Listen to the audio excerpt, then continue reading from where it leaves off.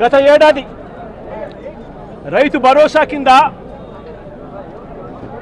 రైతన్న పెట్టుబడి సమయంలో రైతన్నకు పంట వేసే సమయంలోనే మే మాసం చివరికల్లా ఖరీఫ్ మొదలయ్యే నాటికల్లా రైతన్నకు రైతు భరోసా కింద పెట్టుబడి సహాయం అందేది.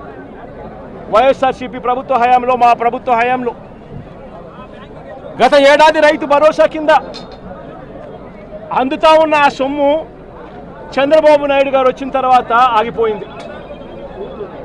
ఈ పెద్ద మనిషి చంద్రబాబు నాయుడు గారు వచ్చిన తర్వాత గత ఏడాది రైతు భరోసా కింద మోడీ గారు ఇచ్చే 6,000 కాక మరో 20,000 రూపాయలు రైతు భరోసా కింద ఇస్తానని చెప్పాడు ఈ పెద్ద మనిషి చంద్రబాబు నాయుడు. గత సంవత్సరం రైతులకు ఇవ్వాల్సిన 20,000 రూపాయలు ఎగరగొట్టేశాడు. ఈ సంవత్సరం కూడా జూన్ 10వ తారీఖున మోడీ గారు ఇవ్వాల్సింది ఇచ్చేసింది, చంద్రబాబు నాయుడు గారు ఇవ్వాల్సింది మాత్రం ఎగరగొట్టిన పరిస్థితుల మధ్య ఈరోజు రాష్ట్రంలో వ్యవసాయం జరుగుతూ ఉంది. రైతు పరిస్థితి అధ్వానంగా.